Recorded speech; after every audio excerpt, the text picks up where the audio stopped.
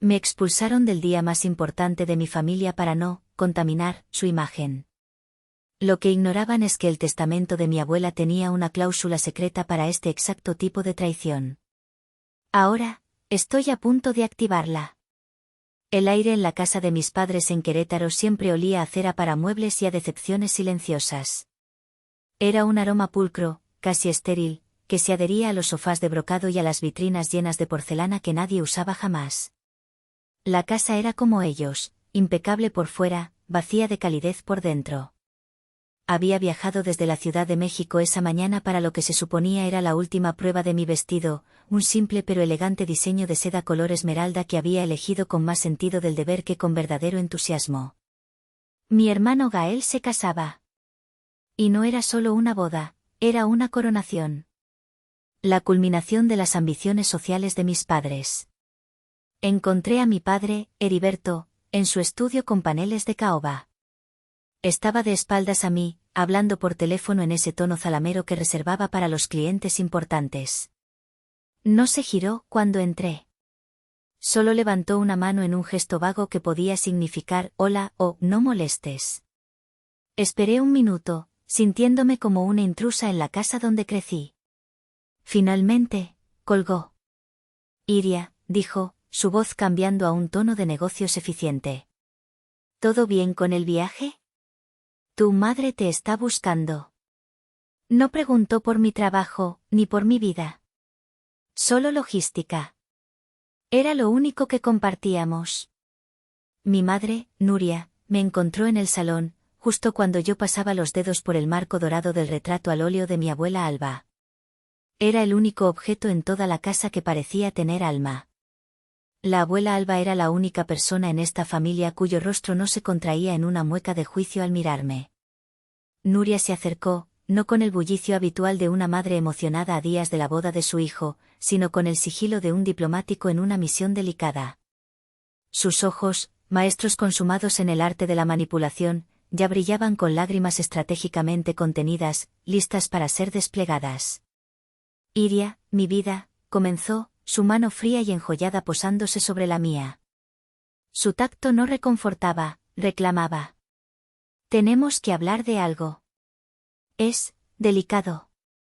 Esperé, manteniendo mi expresión neutral. Había aprendido hacía mucho tiempo que mostrar emoción frente a mi madre era como darle munición a un francotirador. Con ella, la palabra delicado era un eufemismo para desagradable para ti, beneficioso para nosotros. Tu padre y yo, hemos estado pensando mucho, continuó, su voz un susurro conspirador. La familia de Vera, los Montes, son, bueno, ya sabes cómo son. Son de Monterrey, de las familias de siempre. Muy tradicionales, muy, de su círculo. Hizo una pausa dramática, dejando que el peso de esas palabras no dichas, la insinuación de mi inadecuación, me aplastara. Creemos que, quizás, sería mejor para todos, más fácil, sí, si no vinieras a la boda. Sentí como el aire se escapaba de mis pulmones, no de golpe, sino en un silbido lento y doloroso. No fue una sugerencia. Fue una orden de destierro envuelta en el celofán de la falsa preocupación.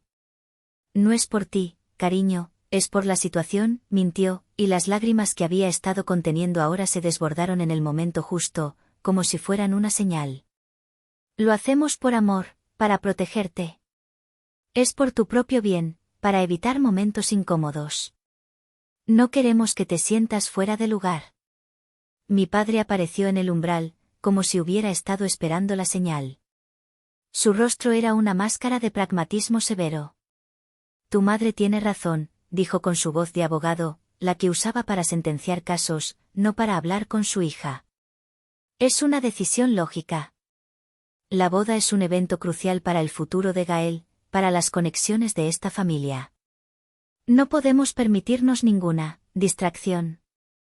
Considéralo un pequeño sacrificio por el futuro de todos, Iria. No lo hagas más difícil. Sacrificio. Esa era la palabra. Yo era el cordero que debía ser sacrificado en el altar de sus ambiciones sociales. No dijeron la palabra vergüenza, pero resonaba en cada rincón de la habitación, en el brillo de los muebles, en el silencio tenso entre nosotros. Me estaban expulsando. Y lo hacían con una sonrisa de mártir en los labios, convenciéndose a sí mismos de su propia benevolencia. Asentí lentamente, una única vez. No les daría la satisfacción de una pelea. No les daría nada. El viaje de regreso por la autopista México-Querétaro fue un borrón de asfalto y cielos grises que imitaban el paisaje de mi alma. El motor de mi coche era un zumbido monótono que no lograba ahogar el estruendo de mis pensamientos. No lloré. Las lágrimas se sentían como un lujo, una admisión de dolor que ya no podía permitirme. En su lugar, una calma gélida se instaló en mi pecho, tan fría y dura como el acero de la carrocería que me rodeaba. Era la calma que precede a la acción irrevocable. Conduje en un silencio absoluto durante casi una hora, con las palabras de mi padre rebotando en mi mente como una sentencia, un pequeño sacrificio. ¿Cuántos pequeños sacrificios había hecho ya en mi vida? Sacrifiqué mis ganas de estudiar arte por las finanzas, porque era más práctico. Sacrifiqué mis fines de semana en la universidad para trabajar y no ser una carga, mientras Gael gastaba su asignación en fiestas. Sacrifiqué mi necesidad de aprobación, o eso creía, construyendo una armadura de indiferencia que ahora se sentía frágil y llena de grietas. A mitad de camino, me detuve en una de esas desoladas áreas de servicio que salpican la carretera. No necesitaba combustible, necesitaba aire. Un aire que no estuviera viciado por el perfume de mi madre y la colonia de mi padre. Abrí la guantera y mis dedos encontraron el objeto familiar, una pequeña brújula de latón, pesada y sólida, un regalo de mi abuela Alba por mi 18º cumpleaños. Estaba desgastada por los años que llevaba conmigo, mi ancla personal en un mar de indiferencia familiar. En la base, la inscripción que había leído miles de veces me devolvió la mirada, que tu valor siempre encuentre tu norte. Sostuve la brújula en la palma de mi mano, su frío metal contra mi piel. Y entonces, como si la brújula no solo apuntara al norte geográfico sino también al norte de mi memoria, el recuerdo de la lectura del testamento de mi abuela, hace exactamente 5 años, regresó. No como un eco borroso, sino con la nitidez cinematográfica de un evento que había definido mi vida sin que yo lo supiera del todo. Estábamos todos en la austera pero elegante oficina del licenciado Benjamín, el albacea y amigo de toda la vida de mi abuela. El aire estaba cargado con el olor a papel viejo, cuero y la codicia apenas disimulada de mis padres. Gael, con 29 años entonces, parecía aburrido, revisando su teléfono mientras el abogado leía los legados menores, algunas joyas para mi madre, un reloj para mi padre, una suma de dinero para Gael. Entonces llegó el núcleo del testamento. El activo principal de mi abuela, un magnífico edificio histórico en el corazón del centro de Querétaro, una joya arquitectónica de cantera rosa que albergaba boutiques de lujo y restaurantes de alta gama. Un activo que generaba rentas sustanciales, lo suficiente para mantener a mis padres en el lujoso estilo de vida que tanto anhelaban.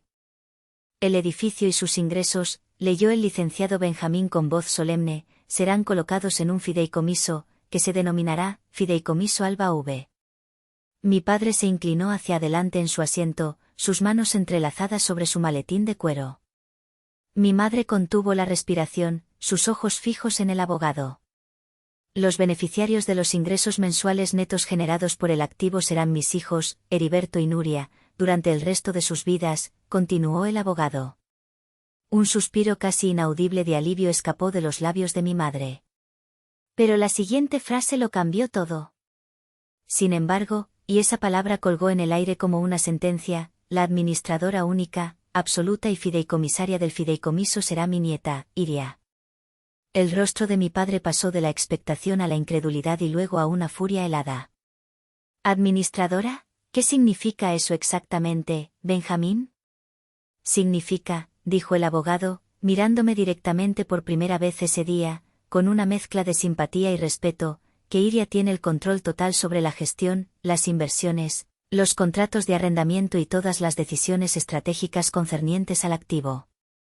Ustedes reciben los beneficios, pero ella tiene la autoridad legal y fiduciaria. La indignación de mi madre fue instantánea y ruidosa. Eso es completamente ridículo, es una niña, no sabe nada de bienes raíces.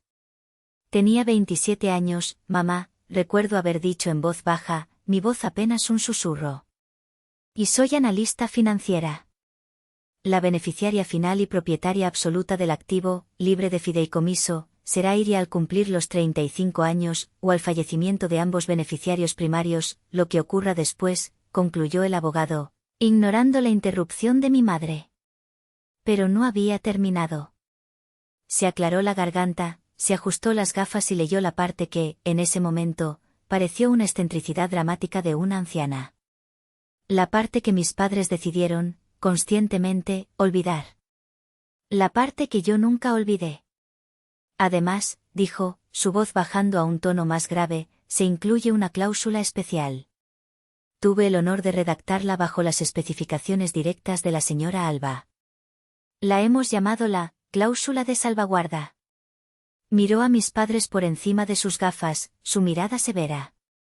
La cláusula estipula que, en el caso de que un comité de supervisión, formado por la fideicomisaria Iria, mi persona como albacea, y un tercer miembro neutral designado en este testamento, el señor Román Castillo, determine por mayoría de votos que los beneficiarios primarios, Heriberto y Nuria, han cometido un acto de exclusión maliciosa o daño emocional deliberado, en contra de la beneficiaria final, Iria. Hizo una pausa para un efecto dramático que yo sabía que mi abuela habría disfrutado. Ella obtendrá el poder inmediato, absoluto e irrevocable de asumir el control total del activo, disolviendo la estructura de pagos existente y convirtiéndose en la única beneficiaria, sin necesidad de esperar a cumplir los 35 años. Hubo un silencio sepulcral en la oficina. Incluso Gael levantó la vista de su teléfono, finalmente captando la gravedad de lo que se estaba diciendo. Fue mi padre quien lo rompió, no con ira, sino con una risa seca, condescendiente y amarga. «¡Qué dramática era tu madre, Benjamín!», exclamó, dándole una palmada en el hombro al abogado, que no se movió. ¿Exclusión maliciosa? Por favor, somos una familia. Una familia funcional, nunca le haríamos daño a Iria. Es solo, bueno, ella es diferente. Pero es nuestra hija. Mi madre asintió vigorosamente, descartando la cláusula con un gesto de la mano como si espantara una mosca. Una tontería. Solo una de las excentricidades de Alba. Siempre con sus novelas. Su arrogancia, su total incapacidad para imaginar un mundo donde sus acciones tuvieran consecuencias reales, selló su destino en ese preciso instante. Vieron la cláusula no como una advertencia, sino como un insulto a su autoridad parental, una fantasía legal que nunca se aplicaría. El recuerdo se desvaneció, dejándome de nuevo en el asiento del conductor en una gasolinera anónima, con el zumbido de los camiones de fondo. La brújula de latón se sentía pesada y real en mi mano. Nunca pasará, repetí las palabras de mi padre en un susurro ronco. Giré la llave en el contacto, el motor cobrando vida con un rugido que se sintió como una afirmación. Pasó hoy. La aguja de la brújula vibraba, firme, apuntando al norte. Por primera vez en mi vida, yo también sabía exactamente hacia dónde me dirigía. Mi apartamento en Santa Fe es mi santuario. Un espacio de 200 metros cuadrados en el piso 30, con vistas panorámicas de la Ciudad de México que se extienden hasta los volcanes. Cada mueble, cada libro, cada pieza de arte abstracto en las paredes, fue elegido por mí y para mí. No hay porcelana sin usar ni sofás de brocado. Es un espacio que respira lógica, orden y una calma que yo misma he construido. Es mi fortaleza de soledad. Al llegar, la rutina se apoderó de mí, un mecanismo de defensa contra el caos emocional. Dejé las llaves en el cuenco de cerámica junto a la puerta. Puse mi bolso en el armario. Me cambié la ropa de viaje por unos pantalones de yoga y una camiseta de algodón. Movimientos metódicos, precisos. Anclas en la tormenta. Fui directamente a mi estudio, un cuarto dominado por 2 monitores gigantes y una pared de pizarra blanca cubierta de algoritmos y proyecciones de mercado. El lenguaje de los números, a diferencia del de mi familia, era honesto. No había subtexto, no había mentiras. Un resultado era correcto o incorrecto. Lógico o ilógico.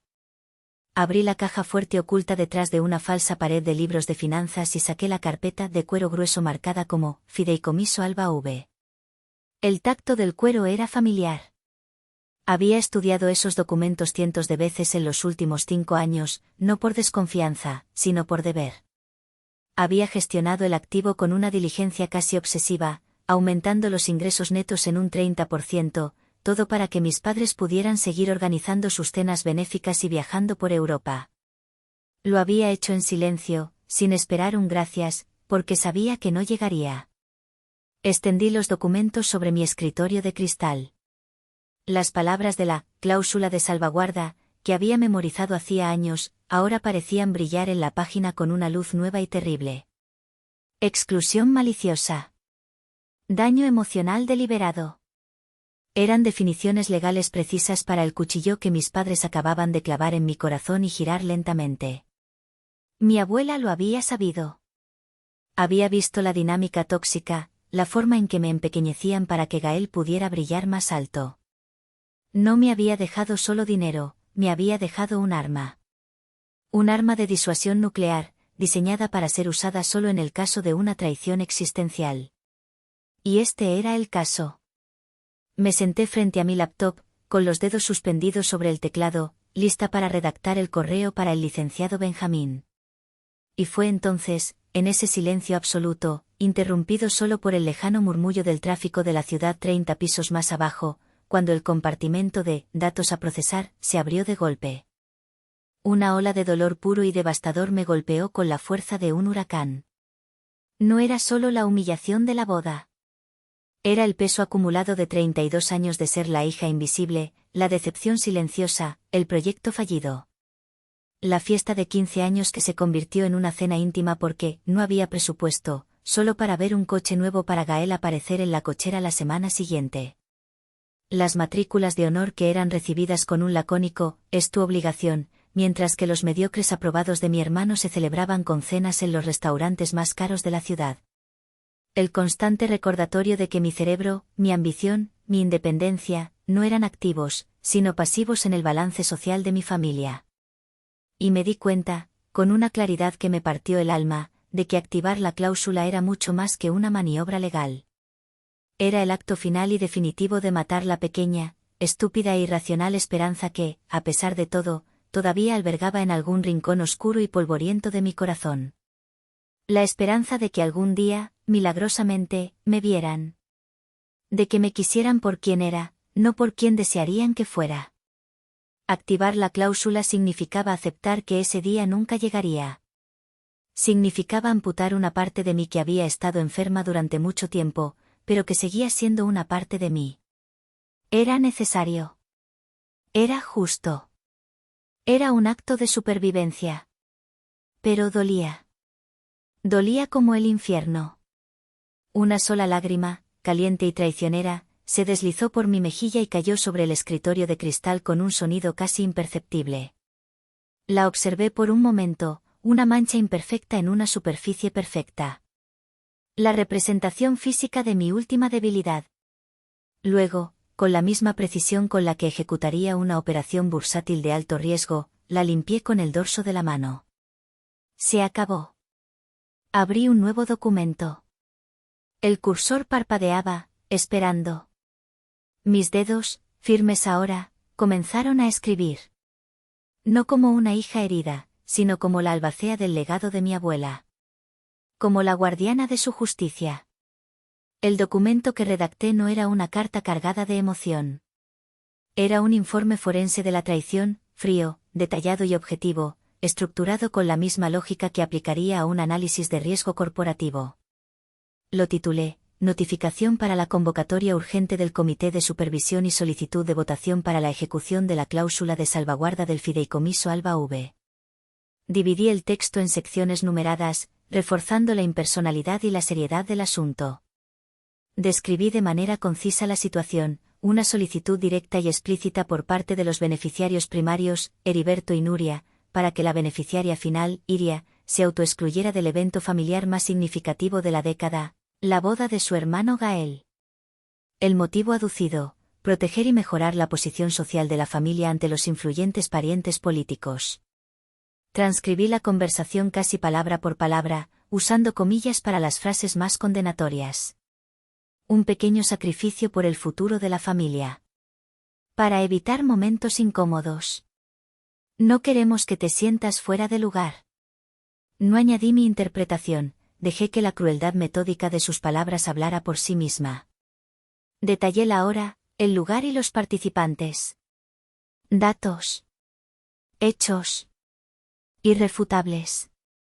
En esta sección, detallé, con fechas y ejemplos concretos, 3 instancias pasadas de exclusión y de evaluación emocional que demostraban un patrón sistemático.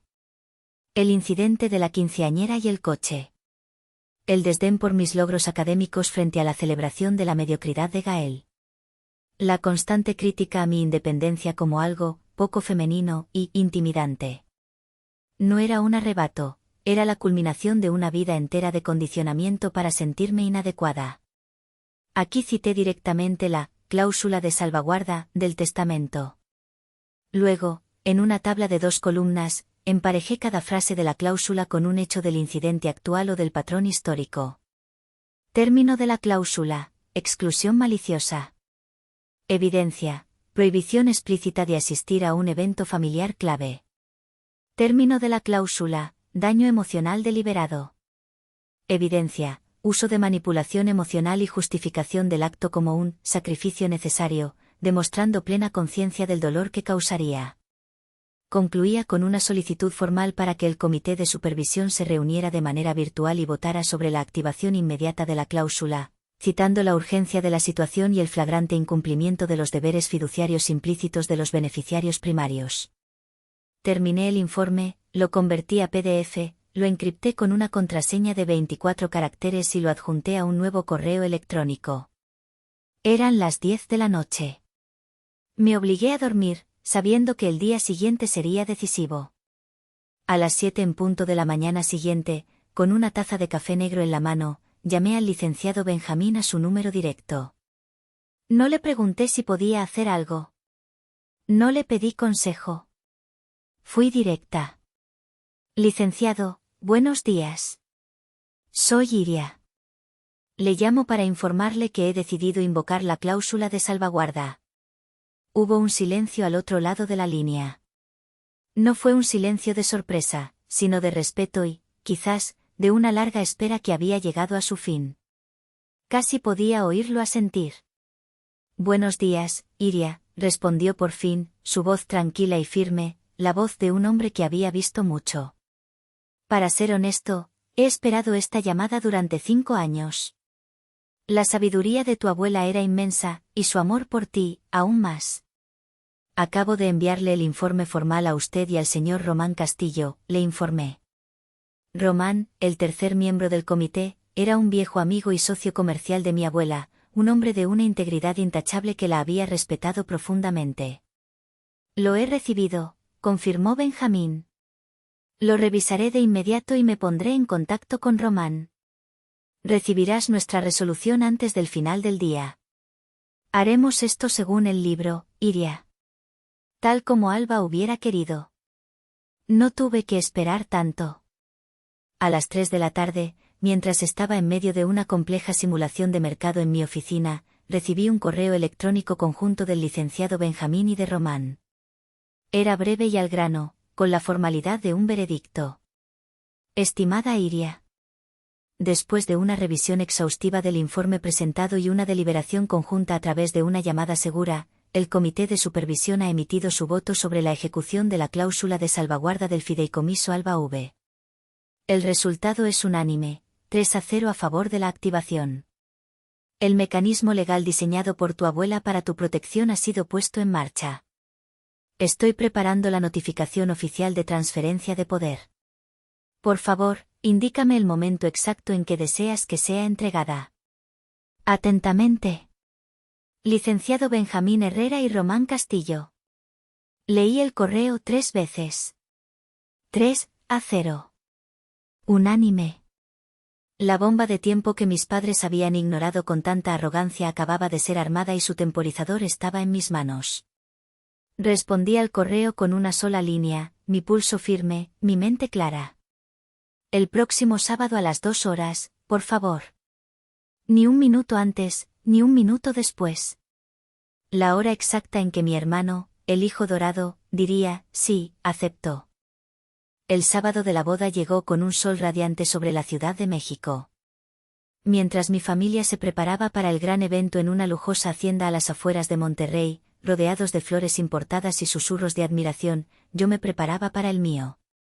Me puse mis botas de montaña, llené mi mochila con agua, nueces y una manzana, y conduje hacia el silencio majestuoso del Nevado de Toluca. A las 1:30, mientras subía por el sendero empinado, el aire se enrarecía y el mundo de concreto y ambiciones sociales se sentía a 1.000.000 de kilómetros de distancia. El único sonido era el viento entre los pinos y el crujido de mis botas sobre la tierra volcánica. Imaginé la escena en Monterrey. Mi madre, con un vestido de diseñador hecho a medida, ajustando la corbata de Gael, susurrándole palabras de orgullo, su rostro una máscara de perfección maternal. Mi padre, practicando su brindis, lleno de anécdotas encantadoras sobre la infancia de Gael que eran en su mayoría exageraciones o directamente falsas, pero que sonaban maravillosamente bien. Gael, nervioso y feliz, el protagonista de una obra cuyo guión no había escrito y cuyos costes no entendía. No sentía malicia. Ni siquiera sentía una pizca de venganza. Sentía una extraña y profunda calma, una sensación de desapego. Estaba eligiendo mi paz. Estaba eligiendo la honestidad cruda de la montaña sobre la belleza artificial de su celebración. A las 2 en punto, llegué a la orilla de la Laguna del Sol, uno de los 2 lagos en el cráter del volcán. El agua era de un azul turquesa increíble, tranquila y profunda bajo el cielo despejado. El mundo a esa altitud parecía reducido a lo esencial: roca, agua, cielo. Me senté sobre una roca lisa y saqué la brújula de mi abuela. La coloqué a mi lado, su latón brillando bajo el sol. En ese mismo instante, a 900 kilómetros de distancia, sabía que el correo electrónico del licenciado Benjamín estaba llegando a los teléfonos de mis padres. El asunto, diseñado para ser imposible de ignorar: notificación legal urgente, ejecución de la cláusula de salvaguarda y cambio de control del fideicomiso Alba V. El documento que adjuntaba era una obra maestra de la jerga legal, pero su mensaje era brutalmente simple. No hablaba de congelar fondos o de auditorías. Hablaba de un cambio irrevocable en la estructura de control, administración y titularidad del fideicomiso, con efecto inmediato. Citaba la votación unánime del comité. Declaraba que, a partir de la recepción de esa notificación, yo, Iria, era la única y absoluta autoridad sobre el activo, y que cualquier intento de interferir sería tratado con todo el peso de la ley. Mientras Gael y Vera se convertían en marido y mujer, mis padres, sin saberlo aún, se estaban convirtiendo en mis inquilinos, sujetos a mi voluntad. Yo, mientras tanto, ya estaba en el aire. Había terminado mi caminata a tiempo para tomar un vuelo por la tarde. No estaba huyendo. Iba a un retiro de yoga y meditación en una playa aislada de Oaxaca que había reservado hacía meses. Había decidido conscientemente no estar disponible, no ser contactable. La bomba había sido activada, no necesitaba quedarme a ver la explosión. La paz, me di cuenta, no era solo la ausencia de conflicto, sino la elección activa de no participar en él. Mi teléfono estaba apagado, guardado en el fondo de mi maleta. Y por primera vez en mi vida, mientras el avión ascendía sobre las nubes, me sentí verdaderamente libre. La recepción de la boda era un despliegue de opulencia casi obscena. Candelabros de cristal del tamaño de coches pequeños colgaban de las vigas de madera de la hacienda. Una orquesta de cuerda tocaba versiones clásicas de canciones pop. Cientos de invitados, la flor y nata de la sociedad y la industria de Monterrey, se movían entre las mesas con copas de champán en la mano. Mis padres, Heriberto y Nuria, estaban en su elemento, moviéndose entre los invitados con sonrisas practicadas, absorbiendo la admiración y el prestigio de estar, por fin, emparentados con los Montes. Heriberto finalmente consiguió lo que había estado buscando toda la noche: una conversación privada con el patriarca, el señor Montes, un hombre cuya fortuna se contaba en 10 cifras y cuya reputación de hombre de negocios implacable era legendaria. Mi padre estaba en medio de una anécdota inflada sobre los logros de Gael en relaciones públicas cuando el señor Montes lo interrumpió, su voz tranquila pero con un filo de acero que podía cortar el cristal. Una lástima que su otra hija no pudiera venir, dijo, mirando a mi padre directamente a los ojos. Iria, ¿verdad? Mi padre se quedó helado por un segundo, pero su máscara de encanto no se resquebrajó. Ah, sí, Iria. Una verdadera pena. Un compromiso de trabajo de última hora, ineludible. Ya sabe cómo son estos jóvenes tan ambiciosos, el trabajo es lo primero. El señor Monte sonrió, pero la sonrisa no llegó a sus ojos fríos y calculadores. Curioso. Mis analistas en el banco me informaron la semana pasada que ella es una de las mentes más brillantes en finanzas cuantitativas del país. La queríamos contratar hace un año, pero su firma actual contraofertó una cifra astronómica para retenerla. Una mujer que construye sus propios algoritmos de mercado no me parece del tipo que deja que el trabajo se interponga en la boda de su único hermano. A menos, claro, añadió, su voz bajando un tono, que hubiera otra razón. La sangre abandonó el rostro de Heriberto. Nuria, que se había acercado para unirse a la conversación y disfrutar del triunfo de su marido, escuchó la última parte y su sonrisa se congeló en sus labios perfectamente pintados. Quedaron expuestos, humillados por el mismo hombre al que intentaban impresionar desesperadamente. Se excusaron torpemente, murmurando algo sobre atender a otros invitados, y se retiraron a una esquina del salón, sus rostros una máscara de pánico y furia contenida. ¿Qué fue eso?, siseó Nuria.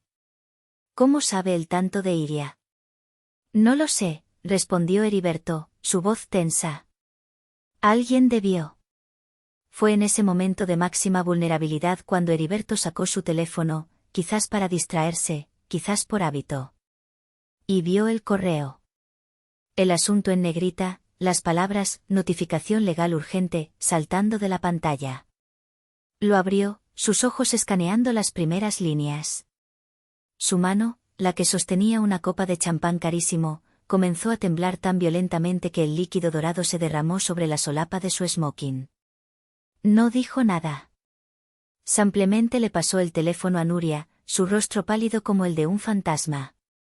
Ella lo leyó, y un sonido gutural, un grito ahogado y feo, escapó de su garganta. Se llevó una mano a la boca, sus ojos desorbitados por el horror, fijos en la pantalla del teléfono como si fuera una serpiente a punto de morder. No era una amenaza. No era una negociación. Era una ejecución. La cláusula que habían ridiculizado, la advertencia que habían ignorado con soberbia, la hija que habían desterrado por vergüenza, acababa de demoler su mundo. Y lo había hecho frente a la élite de Monterrey, el mismo público para el cual habían sacrificado a su propia hija. El coste de esa boda, de ese vestido, de esa orquesta, de repente se transformó de un símbolo de estatus a una soga de deuda apretándose alrededor de sus cuellos.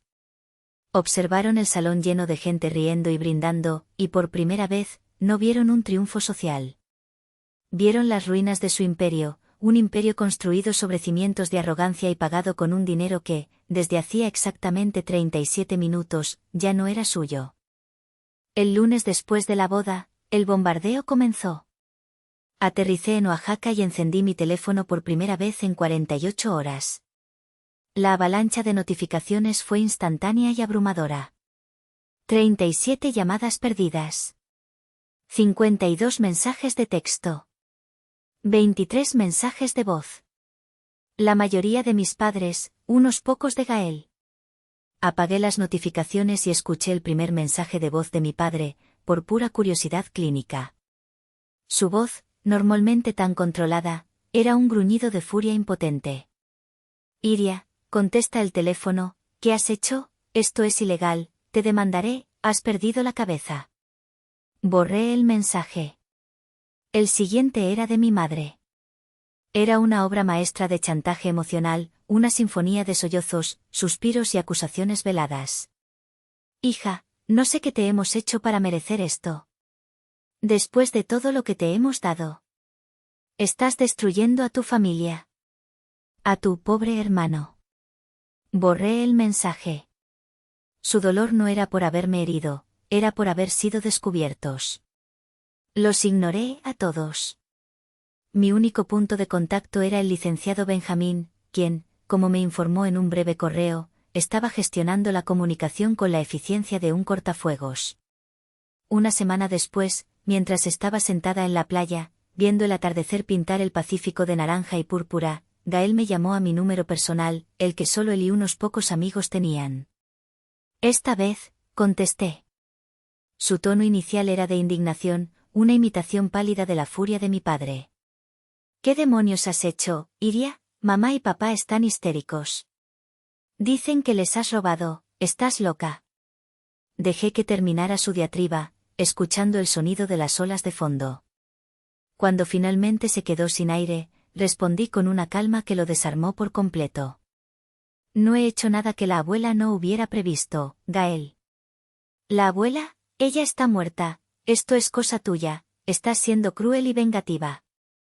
¿Cruel? Repetí, mi voz fría como la brisa del mar al anochecer. Déjame preguntarte algo, Gael, ¿es cruel ser expulsada de la boda de tu propio hermano para que tus padres puedan impresionar a unos millonarios? ¿Es cruel que te digan que tu presencia es una vergüenza para la familia? ¿Es cruel que te traten como un error que hay que ocultar? No, Gael. Eso es cruel. Lo que yo hice fue simplemente hacer cumplir un contrato que ellos firmaron con su propia arrogancia hace 5 años.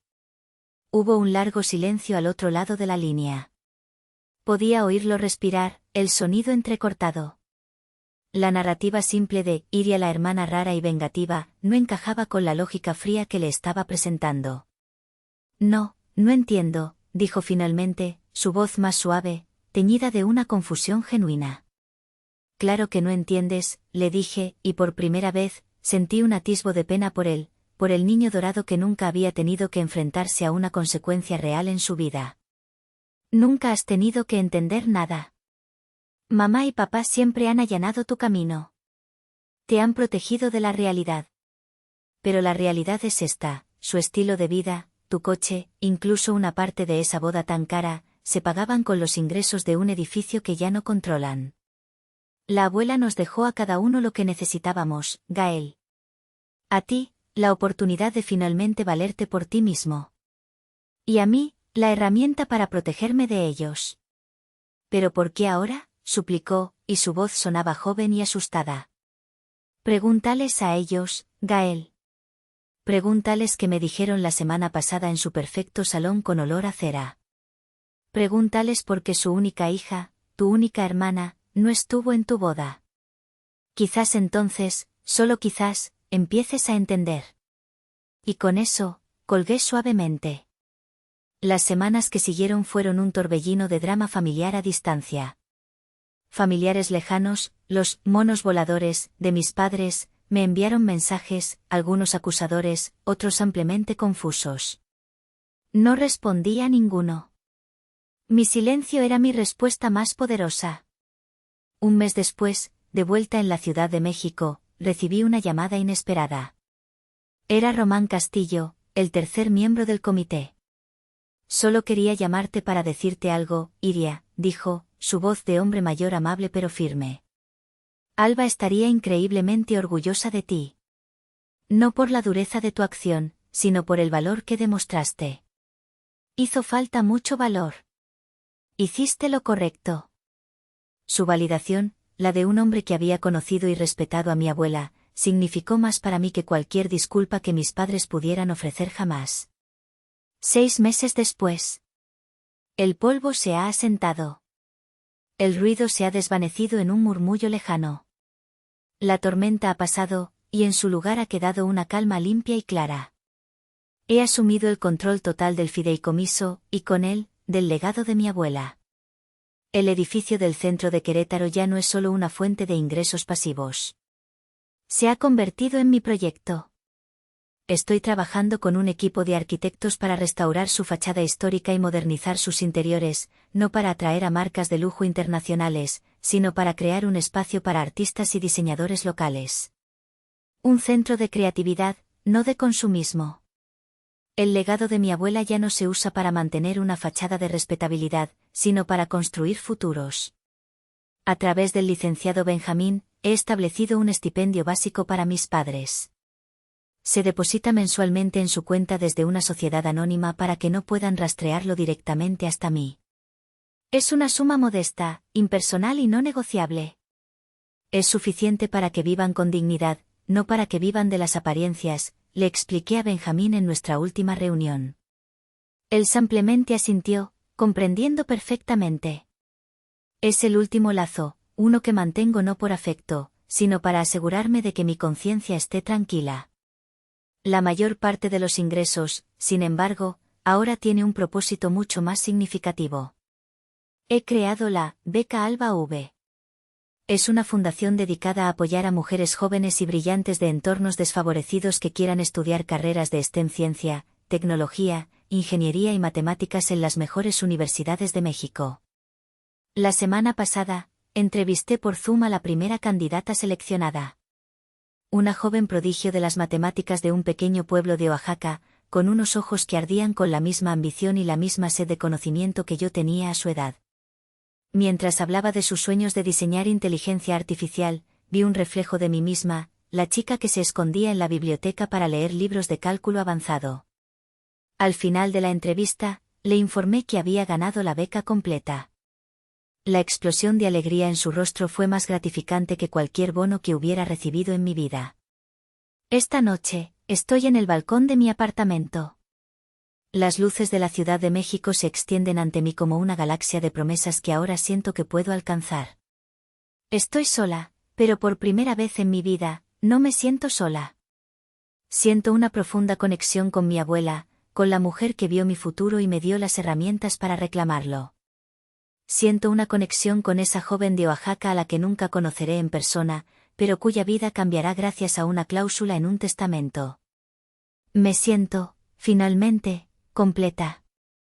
La brújula de latón descansa sobre la mesa del balcón, su aguja apuntando firmemente al norte. Ya no la necesito para encontrar mi dirección, pero la conservo como un recordatorio. Un recordatorio del valor que se necesita para elegir tu propio camino, incluso si eso significa dejar atrás todo lo que alguna vez conociste como tu hogar. Activé el plan de mi abuela y encontré mi libertad, pero sacrifiqué a mi familia en el proceso. Hice lo que era necesario para sobrevivir, pero a veces, en el silencio de la noche, cuando el único sonido es el latido de mi propio corazón, me pregunto, ¿dónde termina la justicia y empieza la crueldad? ¿Hice lo correcto?